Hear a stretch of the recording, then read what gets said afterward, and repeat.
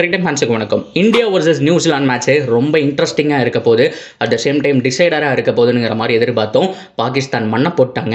ஏன்னா நம்ம கூட தோத்ததுக்கப்புறம் அவங்களும் out of the tournament. So இந்த சமயத்தில் இந்தியா ஃபேஸ் பண்ண போகிற அந்த மிக முக்கியமான செமிஃபைனலிஸ்ட் யார், எந்த டீம் ஃபைனல் வரப்போகுது, இந்தியா இன்னைக்கு கோப்பை இருக்கா இல்லையா அப்படிங்கிற மாதிரி கம்ப்ளீட் அப்டேட்டை பார்க்கலாமா?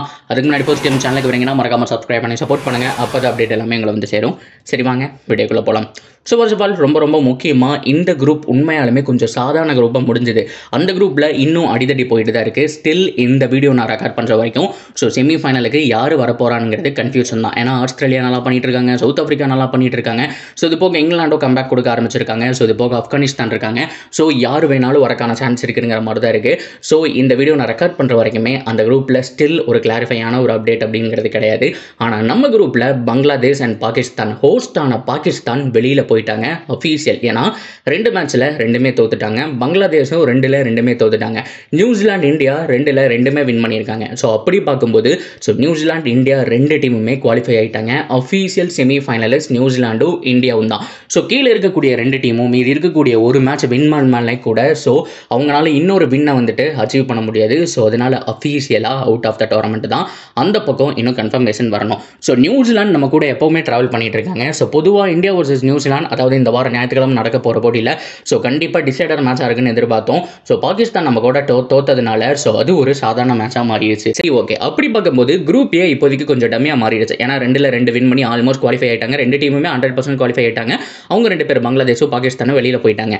ஆனால் குரூப் பியில் மிகப்பெரிய அடிதடி நடந்துட்டு இருக்கு. ஏன் அப்படின்னா இன்னைக்கு south Africa versus Australia. Already நான் சொன்ன மாதிரி இந்த மேட்ச் நடக்கிறதுக்கு முன்னாடி தான் நான் இந்த வீடியோ வந்துட்டு ரெக்கார்ட் பண்ணிட்டு இருக்கேன். ஸோ அப்படி பார்க்கும்போது ஆஸ்திரேலியா சவுத் ஆஃப்ரிக்கா மேட்ச் நடந்ததுன்னா 2 டீமுமே இப்போதைக்கு 1 மேட்ச் விளாண்டு 1 வின் பண்ணியிருக்காங்க. 0 லாஸ்ல இருக்காங்க.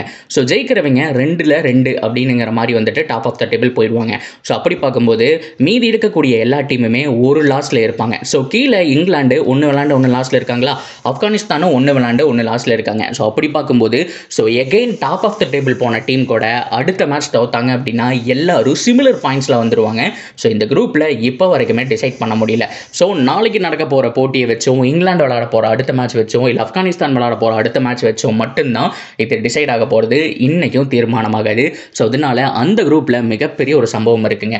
ஸோ எனிவே செமிஃபைனலை பொறுத்த வரைக்கும் இந்தியா கூட யார் வருவா, யார் ஜெயிக்கிறதுக்கான சான்ஸ் இருக்குது. At the same time India செமிஃபைனல்லே ஜெயிச்சாங்கன்னா ஃபைனல் யார் வருவா அப்படிங்கிறது தான் மிகப்பெரிய கேல்குலேஷனே.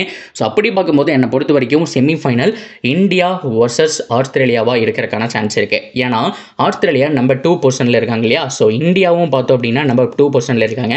இன்னைக்கு ஆஸ்திரேலியா ஜெயிச்சாலும் மீதி இருக்கக்கூடிய மேட்ச் ஜெயிச்சாலும் நம்பர் 1ல் போயிட்டாங்க அப்படின்னா ஸோ இந்த குரூப்பில் இருக்க நம்பர் 1க்கும் ஆப்போசிட் குரூப்பில் இருக்க நம்பர் 2க்கும் செமிஃபைனல் நடக்கும். அதே மாதிரி இந்த குரூப்பில் இருக்க நம்பர் 2க்கும் ஆப்போசிட் குரூப்பில் இருக்க நம்பர் 1க்கும் நடக்கும். ஸோ அப்படி பார்க்கும்போது இந்தியா ஆஸ்திரேலியா வரக்கான சான்ஸ் ஹைலி பாசிபிள். ஸோ இது செனாரியா 1. இதில் செனாரியா 2 எப்படி இருக்குது அப்படின்னா, இன்கேஸ் சவுத் ஆஃப்ரிக்கா வின் பண்ணி அவங்க கிட்ட ரன் ரேட் சும்மா கும்முன்னு இருக்கு.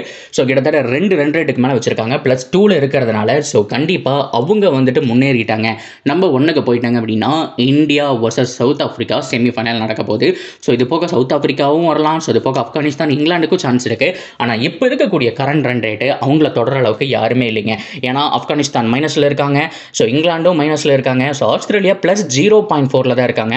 ஆனால் சவுத் ஆஃப்ரிக்கா +2ல் இருக்காங்க. இன்றைக்கி தோத்தாலுமே ஓரளவுக்கு கொஞ்சம் கிட்ட போய் ஒரு 30 ரன் விதத்தில் தோக்கிறது, ஸோ இல்லை ஹார்ட் ஒர்க் பண்ணி தோக்கிறது. ஸோ இந்த மாதிரி போனால் கூட அவங்களோட ரன் ரேட் பெருசாகவும் இறங்க போகிறது கிடையாது. ஸோ அதனால நம்பர் 1 நம்பர் 2 ஸ்பாட்டை வந்துட்டு அவங்க செக்யூர் பண்ணுறதுக்கான சான்ஸ் தான் ஹைலி பாசிபிள்.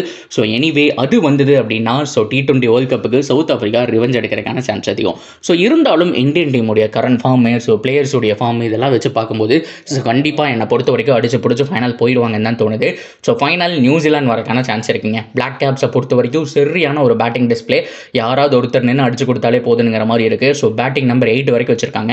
ஸோ பவுலிங் தான் உங்களுக்கு பிரச்சனையாக இருக்குது. இருந்தாலும் பிரேஸ்வெல் அது மட்டும் இல்லாமல் இருக்கக்கூடிய பவுலர்ஸ் வச்சு ஒரு மாதிரி ரொட்டேட் பண்ணி அவங்க எப்படி அடிச்சு பிடிச்சி வந்துடுறாங்க. சிமிலர் இந்தியன் டீம் எப்படி இருக்கும் அதே மாதிரி தான் இந்தியன் டீம் பொறுத்த வரைக்கும் சமயம் ஒருத்தர் தான் பவுலிங்கில் இருக்காரு. ஸோ அது போக அங்கங்கே அடி வாங்குறாங்க இல்லையா. ஸோ அந்த மாதிரி தான் அவங்களுக்கு ஒரு தடவை வந்துட்டு செட் ஆகுது, ஒரு தடவை அடி வாங்குறாங்க. இருந்தாலும் நியூசிலாந்து இன்னும் மேலே வரக்கான சான்ஸ் ஹைலி பாசிபிள். ஸோ என்ன பொறுத்த வரைக்கும் இந்தியா வர்சஸ் நியூசிலாந்து ஃபைனல் வந்தால் மிக சந்தோஷமாக இருக்கும். இந்தியா சாம்பியன்ஸ் ஆஃப் வின் பண்ணால் நல்லாயிருக்கும் அப்படிங்கிற மாதிரி தான் நினைக்கிறேன். பொறுத்திருந்து பார்ப்போம் இதெல்லாம் நடக்குதாங்கிறதா. இதுதான் சாம்பியன்ஸ் ஆஃப் அப்டேட். இப்போதைக்கு பாயிண்ட் டேபிளுடைய நிலைமை இதுதான். ஸோ இதை பற்றின உங்களுடைய கருத்துக்கள் என்ன? ஸோ யார் இந்தியா கூட ஃபைனல் வரணும், எந்த மேட்சுக்காக நீங்கள் வெயிட்டிங் அப்படிங்கிறதையும் தாராளமாக கமெண்ட்டில் சொல்லுங்கள். அண்ட் தொடர்ந்து அப்டேட்டுக்கு சேனலோட நினச்சிருங்க. மறக்காமல் சப்ஸ்கிரைப் பண்ணி சப்போர்ட் பண்ணுங்கள்.